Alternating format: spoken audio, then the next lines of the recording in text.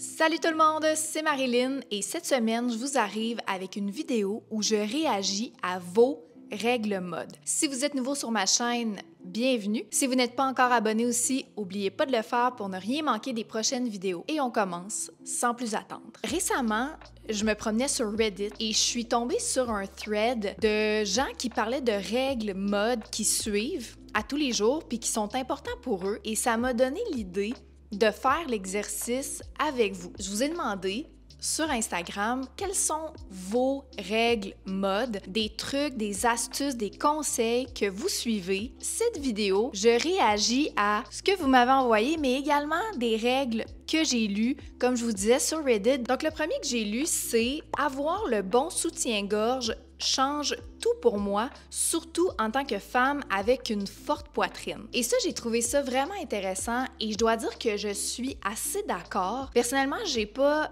une si forte poitrine. Je dirais que je me situe dans la moyenne, mais je suis assez d'accord avec cette affirmation-là parce que ça change vraiment comment je me sens. Et je suis all-in pour Free the Boobies. Vous pouvez faire ce que vous voulez, mais personnellement, selon le vêtement que je porte, une bonne brassière, un bon soutien-gorge, ça change vraiment le look et comment je me sens. Donc, ça m'a fait plaisir de lire ça. En fait, c'est pas nécessairement un commentaire que j'ai entendu souvent, mais avec lequel je suis plutôt d'accord. Je ne porte jamais de blanc après la fête du travail ou en hiver. Là, la gang, je pourrais pas être plus en désaccord avec cette affirmation-là parce que si vous me suivez sur Instagram, vous m'avez vu porter des looks tout blanc, même en hiver, et j'adore le fait de blend in avec le paysage blanc parce qu'on a beaucoup de neige ici au Québec. Je porte du blanc n'importe quand, même après la fête du travail. Je pense qu'il y a une manière de le faire. Peut-être que ça serait pour une autre vidéo. Ça me fait penser aussi, récemment, j'ai fait un reel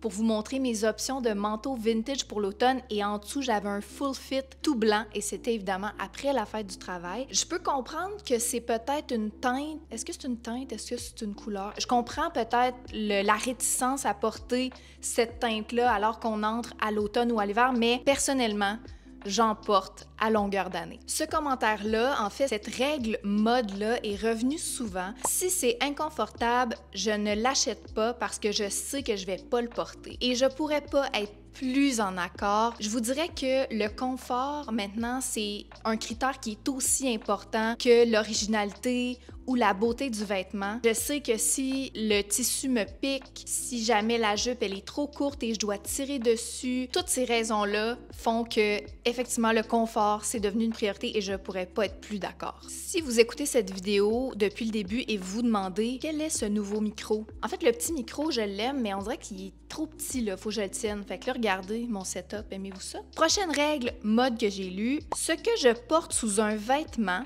doit être proportionnel au vêtement. Et là, la personne s'explique. Par exemple, je ne veux pas que mon cardigan sorte de mon manteau. Fait que si la personne porte un manteau à la taille, elle veut pas que son cardigan, qu'on voit le cardigan. Et là, j'avoue que ça, je suis plutôt en désaccord parce que j'aime beaucoup quand on voit un t-shirt sortir sous un crew neck. Je trouve que ça vient vraiment habiller le vêtement, donner une autre dimension, ajouter de la texture. Évidemment, il y a des exceptions. C'est sûr que si le manteau m'arrive aux hanches, je porterai pas une veste longue jusqu'aux genoux. Mais règle générale, j'aime ça quand il y a du layering, de la superposition, différentes longueurs. Peut-être qu'il faudrait qu'on parle pour voir si c'était ça que la personne voulait dire, mais règle générale, j'aime beaucoup ça quand il y a différents niveaux de tissu. Comprends-tu? J'achète des matières naturelles qui respirent et des vêtements de qualité. Si je devais choisir juste un statement dans ce vidéo avec lequel je suis d'accord, c'est celui-là. And I live by this. J'ai pas toujours eu cette mentalité-là. En fait, j'ai pas toujours réalisé à quel point, des fois dans une journée, mettons, je me mettais à avoir super chaud, à pas être bien dans mes vêtements, ben c'est pas juste, mettons, qu'il fait chaud, ça peut être aussi les matières que vous portez, les tissus, ça a un grand impact aussi sur la longévité des vêtements, l'entretien. Et si vous écoutez mes vidéos, vous le savez, je suis une grande fan du 100% coton, des fibres naturelles comme la soie, le lin. Je pourrais pas être plus en accord. Et quand on commence à porter attention au tissu qu'on achète, ben ça change littéralement notre garde-robe. Une personne a dit « J'agence toujours mon sac à main avec mes chaussures. Je veux pas vous faire de la peine, mais je pourrais pas être plus en désaccord avec ce conseil mode. Dans 5% des cas, peut-être que ça peut fonctionner. Mettons que vous avez un outfit vraiment extra, avec des paillettes, quelque chose de super funky, de plaisant, et là, vous mettez, je sais pas moi, cowboy boot noir avec sac à main Gani, butterfly noir, good, c'est correct. Mais je vous dirais que dans 95% des cas, ce qui, selon moi, rend un outfit vraiment cool, unique et différent, c'est le fait d'avoir une chaussure qui fit pas avec le sac à main. Je suis très fan d'une botte brune présentement avec un sac à main noir, un sac à main à motif. Bref, c'est là où on doit s'amuser. Là, peut-être que vous allez pas comprendre ma référence, mais si vous avez écouté l'émission La Petite Vie, Creton, le personnage de Creton, elle agençait toujours tous ses outfits avec les souliers, le sac à main, et c'est comme si c'est trop réfléchi. Ça manque de fun. I'm not a fan. Le prochain, quand je l'ai lu, j'ai trouvé ça vraiment intéressant. Si j'achète un item avec motif, il faut que le motif fasse le tour du vêtement. Fait que mettons que tu achètes du cow print. Ben, tu veux pas que ce soit juste une ligne devant ou juste les manches, et tu veux que le motif fasse le tour de l'item. Puis j'avais jamais pensé à ça, mais moi je suis une grande fan de motifs, puis tous les trucs de motifs que j'ai, ben c'est un all-over print là. Je suis vraiment d'accord avec ça. Puis j'avais jamais pensé à ça. Je trouve ça intéressant. I'd rather be overdressed than underdressed. Ça, je sais pas trop quoi en penser, même là en vous en parlant. Parce que ce concept-là, j'ai l'impression que c'est un peu done. Tu sais, mettons, quand je vois quand je vois Adam Sandler marcher genre dans les rues de New York avec ses shorts en coton watté puis son pot de cornichon, je suis comme « You do you, baby boo », genre, pis c'est bien correct qu'il soit habillé comme ça. Après, je comprends le sentiment de t'en aller dans un event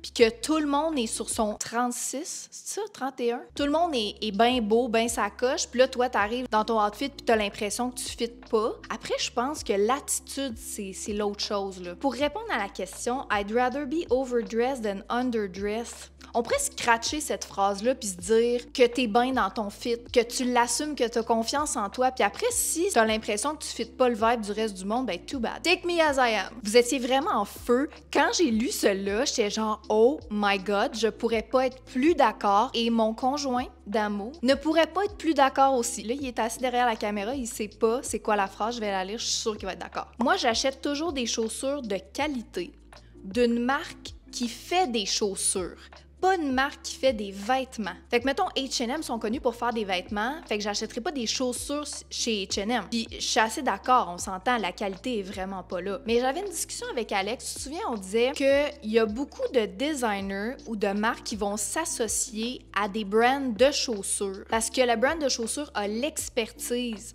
pour faire une chaussure confortable et de qualité, et le designer va mettre sa marque sur la chaussure. Ça fait genre 100 fois que je dis le mot chaussure. Fait que bref, j'ai trouvé cette règle-là intéressante et j'avoue que je suis assez d'accord. Une garde-robe capsule est la solution pour être à la mode. J'avoue que là, il faudrait qu'on définisse être à la mode. Pour moi, une garde-robe capsule, ça peut devenir assez ennuyeux. Fait que là, il faudrait qu'on aille une discussion sur cette phrase-là au complet. Tu sais, je suis pour avoir des bons basics dans ta garde-robe, des pièces que tu peux rely on et que tu peux reporter pour créer des outfits. J'irai pas plus loin avec cette phrase-là. Je voulais quand même l'inclure parce que c'est quand même assez trendy présentement de dire garde-robe capsule. Et selon moi, le mot garde-robe capsule et être à la mode vont pas nécessairement de pair. Fait qu'il faudrait qu'on ait une discussion. Et ça pourrait faire l'objet d'un vidéo complet, ça, parce que s'il y en a long à dire. Je suis vraiment contente qu'une personne d'entre vous a écrit ça. Je réfléchis toujours à mon cost per wear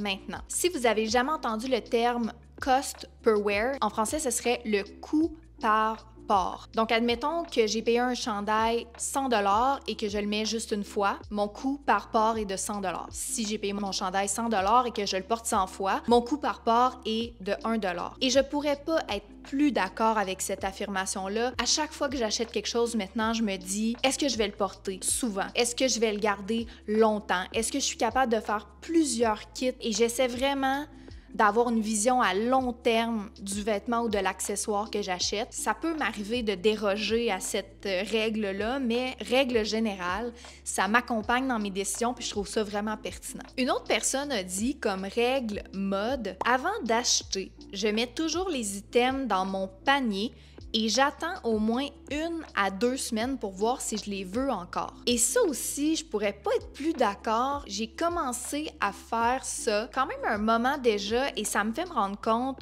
que j'oublie parfois les trucs que j'ai mis dans mon panier. Là, je me dis, bon, ben, ça veut dire que je les voulais pas vraiment. Et d'autres fois, ben, quand je me surprends à les laisser là plusieurs semaines, puis vraiment à les vouloir, ben, ça confirme que je les veux vraiment, dans le fond. Fait que je finis par les acheter, mais je veux dire, le fait de réfléchir puis de pas faire un impulsive buy, ben, c'est une bonne règle mode et je trouve que c'est une bonne astuce. La prochaine règle, je l'ai lue sur Reddit et je ne pourrais pas être plus en désaccord avec celle-ci. Je ne porte jamais plus de 2 à 3 couleurs dans mon outfit.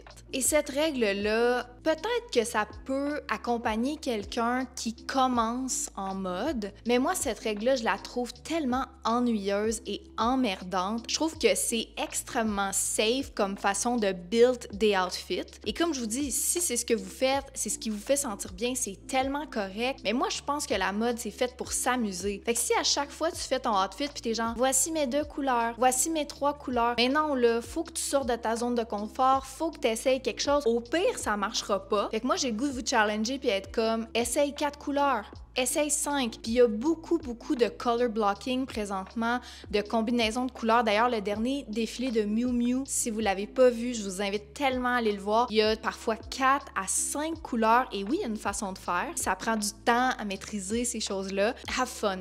Have fun. Bloquez-vous pas à ce genre de règles-là. La vie est trop courte, guys. La prochaine, c'est une règle que je suis depuis plusieurs années et que je connais, mais qu'on dirait que j'ai oublié que j'appliquais. Il y a des trucs qu'on fait puis qu'on se souvient pas. Et elle dit, quand je porte du blanc, mes sous-vêtements sont toujours beige, jamais blanc. Pour ne pas voir vos sous-vêtements, il faut pas qu'ils soient blancs. Il faut qu'ils soient beige. Et c'est vraiment un bon truc. C'est tout à fait vrai. Et j'aurais même le goût de bonifier en disant que vous pourriez porter du rose pâle ou même du rouge. Je vous jure, on ne verra pas vos sous-vêtements rouges sous du blanc. Là, peut-être vous me croyez pas. Genre, allez faire le test ou allez googler. Je vous jure, c'est un vrai truc. Personnellement, j'aime mieux le beige ou le rose pâle, mais mettons que vous êtes mal pris, ça pourrait fonctionner. Et là, j'ai envie de passer tout de suite à la dernière affirmation parce que ça va de pair, encore une fois, avec les sous-vêtements. Quelqu'un dit, selon moi, il y a une interdiction de voir les sous-vêtements. Là, on est dans une era où sur le runway, on en voit beaucoup des sous-vêtements. J'aurais le goût de nuancer. Si c'est fait de façon volontaire et qu'on voit un beau soutien-gorge sous un chandail sheer ou des petites culottes sous une jupe, il y a une façon de le faire. Mais après, je comprends que, admettons quelqu'un